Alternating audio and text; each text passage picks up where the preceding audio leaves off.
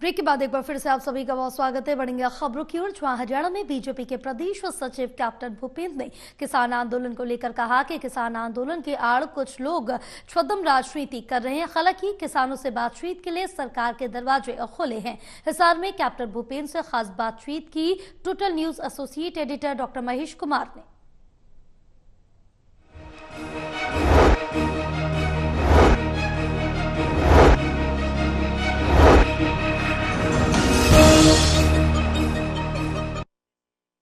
हरियाणा में भारतीय जनता पार्टी के प्रदेश सचिव कैप्टन भूपेंद्र इस वक्त हमारे साथ बने हुए हैं। कैप्टन भूपेंद्र, एक बार फिर से संवेदनशील स्थिति हरियाणा और पंजाब के बॉर्डर पर नजर आ रही है। लगातार ये कोशिश किसान आंदोलनकारियों की तरफ से की जा रही है कि बातचीत का रास्ता खोल दिया जाए और उन्हें दिल्ली तक जाने दिया जाए, लेकिन ना तो पैदल ना तो किसी भी तरीके से दिल्ली तक किसानों को पहुंचने दिया जा रहा है। तो एक तरीके से उनके अधिकारों को तो हनन करने की कोशिश हो रही है।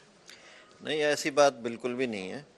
सरकार बिल्कुल खुली हुई है, उसके दरवाजे खुले हुए हैं। कोई भी किसी भी प्रकार की बात रखना चाहे वो बिल्कुल रख सकता है।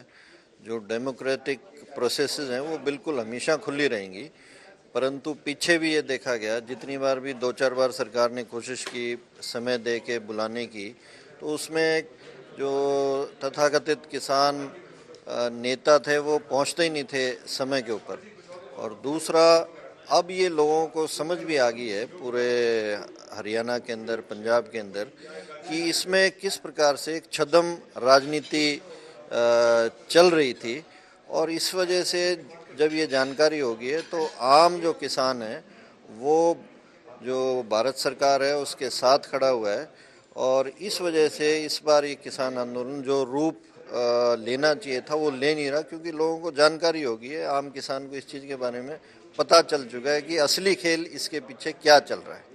हरियाणा में राज्यसभा की उपचुनाव की एक सीट और भारतीय जनता पार्टी ने अपने उम्मीदवार का नामांकन दाखिल करवा दिया, लेकिन कांग्रेस पार्टी अपने उम्मीदवार का नाम तय नहीं कर पाई। एक तरीके से सरेंडर कांग्रेस पार्टी ने कर दिया। तो कह सकते हैं कि कमजोरी की स्थिति अभी तक बनी हुई है और अंदर का जो तूफान है कांग्रेस पार्टी में अभी भी वो हालात बने हुए हैं।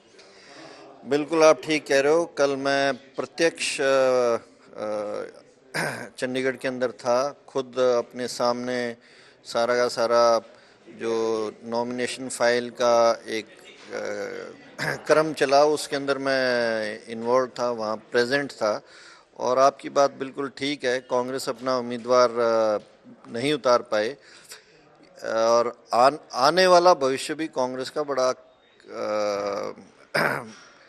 खतरे में मेरे को दिखाई देता है, क्योंकि जिस प्रकार से अब तक भी नेता प्रतिपक्ष ये लोग नहीं चयनित कर पाए हैं, आने वाले समय में ऐसे ही इनकी जूतम पुजार होएगी जब इनका प्रदेश अध्यक्ष का चयन होगा।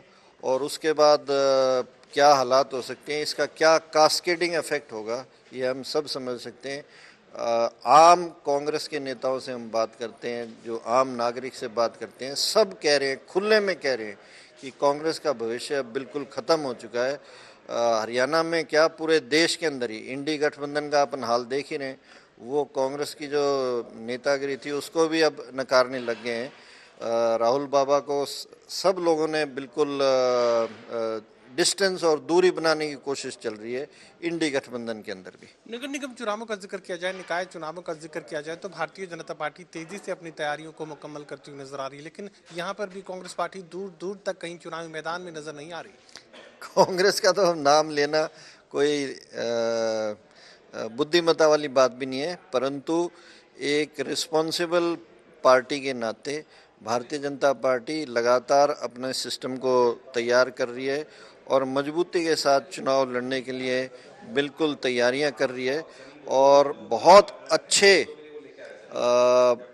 रिजल्ट आएंगे, बड़े अच्छे परिणाम आएंगे इस चीज़ के, जो अब चुनाव आने जा रहे हैं। सारे के सारे जो निगम है वो भारतीय जनता पार्टी बहुत बड़ी बहुमत के साथ जीतेगी। चलिए, भारतीय जनता पार्टी हरियाणा के प्रदेश सचिव कैप्टन भूपेंद्र कहने की कोशिश कर रहे हैं कि किसान आंदोलन के पर्दे के पीछे यहाँ पर छद्म राजनीति करने की कोशिश की जा रही है। बातचीत का रास्ता खुला है, लेकिन किसी भी गलत तरीके से राजधानी दिल्ली तक किसानों को पहुंचने की इजाजत नहीं दी जा सकती। ये साफ तौर से कैप्टन भूपेंद्र की तरफ से बयान दिया गया है। सहयोगी कमल के साथ doctor Mahesh Kumar, total news Hisar.